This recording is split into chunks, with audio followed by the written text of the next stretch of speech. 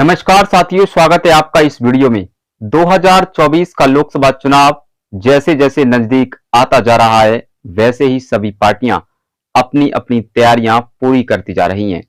भाजपा ने उत्तर प्रदेश की लोकसभा सीटों के लिए 51 उम्मीदवारों का ऐलान कर दिया है, तो वहीं अब भाजपा दूसरी लिस्ट पर काम कर रही है और दूसरी लिस्ट पर जो लोकसभा सीटें हैं, उन पर सीक्रेट प्लान के तहत उम्मीदवारों को लेकर मंथन चल रहा है। आपको बता दें कि समाजवादी पार्टी की जो गढ़ कही जाती हैं सीटें, उन पर भाजपा बी प्लान के तहत अपने उम्मीदवार उतारने की तैयारी कर रही है। लेकिन इस सीट की जो हम बात करने वाले हैं इस वीडियो में, वो सीट है बदायूं की लोकसभा सीट। वैसे तो बदायूं की लोकसभा सीट 2019 में भाजपा ने जीती थी। यहां से भाजपा ने 2019 के लोकसभा चुनाव में संघमित्रा मौर्य को अपना प्रत्याशी बनाया था और उन्होंने समाजवादी पार्टी के धर्मेंद्र यादव को हराकर भाजपा के पाले में ये सीट डाली थी। यानी कि 2019 में भाजपा ने समाजवादी पार्टी के गढ़ को भेद दिया था। अब भाजपा इस सीट पर 2024 का लोकसभा चुनाव भी जीतना चाहती है, लेकिन वहीं समाजवादी पार्टी ने उत्तर प्रदेश में कांग्रेस के साथ गठबंधन कर लिया है और इंडिया अलायंस के तहत समाजवादी पार्टी चुनाव लड़ रही है। तो इस सीट को अब जीतना इतना आसान नहीं है जितना 2019 में भाजपा के लिए था, जो संघमित्रा मौर्य ने 2019 में बदायूं की लोकसभा सीट को जीत लिया था। इसलिए जो सीटें समाजवादी पार्टी की गढ़ मानी जाती हैं, उन सीटों पर भाजपा प्लान बी तैयार कर रही है। इसलिए भाजपा ने बदायूं की लोकसभा सीट को लेकर एक प्लान यानी कि ऑपरेशन त्रिमूर्ति लॉन्च किया है।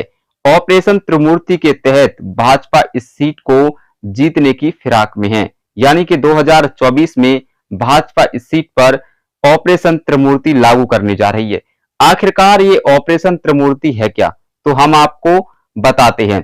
साथियों, ऑपरेशन त्रिमूर्ति का मतलब है केशव प्रसाद मौर्य, दुर्विजय साक्य और बीएल वर्मा, ये तीनों ही भाजपा के नेता हैं।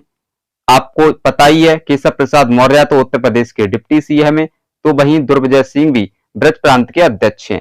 इन तीनों नेताओं के द्वारा भाजपा बदायूं की लोकसभा सीट पर अपने जातीय समीकरण को सेट करने में लगी है, क्योंकि जो बदायूं की लोकसभा सीट है वो यादव, मुस्लिम और शाक्य मौर्य वोटरों के लिए अधिक जानी जाती है।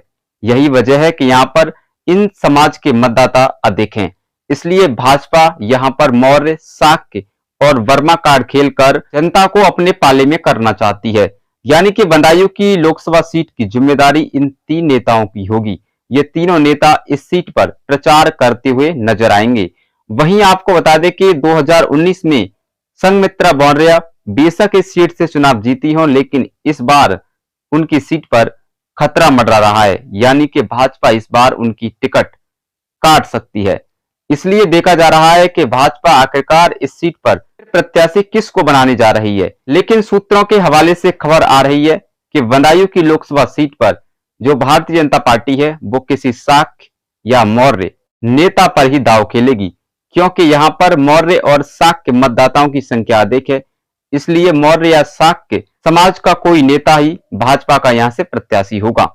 इसलिए भाजपा यहां पर ऑपरेशन त्रिमूर्ति के साथ बदायूं की लोकसभा सीट पर समाजवादी पार्टी को घेरने का काम कर रही है। तो वहीं आपको बता दें कि 2019 में इस सीट पर समाजवादी पार्टी ने धर्मेंद्र यादव को उतारा था, जो चुनाव हार गए थे। समाजवादी पार्टी ने अपनी पहली लिस्ट में धर्मेंद्र यादव को यहां से प्रत्याशी बनाया, लेकिन बाद में तीसरी लिस्ट में समाजवादी पार्टी ने धर्मेंद्र यादव के नाम को हटाकर शिवपाल यादव का नाम ऐड कर दिया। यानी कि अब 2024 का लोकसभा चुनाव बदायूं की लोकसभा से समाजवादी पार्टी के प्रत्याशी शिवपाल यादव होंगे।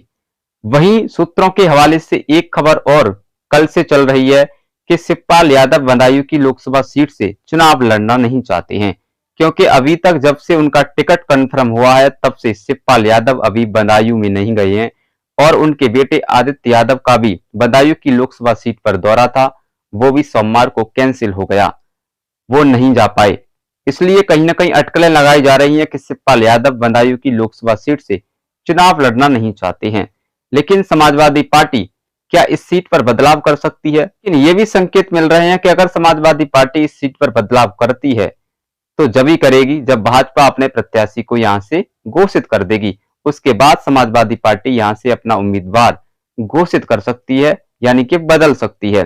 साथियों, आपको क्या लगता है, क्या इस बार समाजवादी पार्टी बदायूं की सीट को बचा पाएगी या फिर भाजपा दोबारा से बदायूं की लोकसभा सीट को जीत जाएगी? आप अपनी राय हमें कमेंट बॉक्स में अवश्य बताएं। मिलते हैं फिर एक और नई वीडियो के साथ, जब तक के लिए धन्यवाद।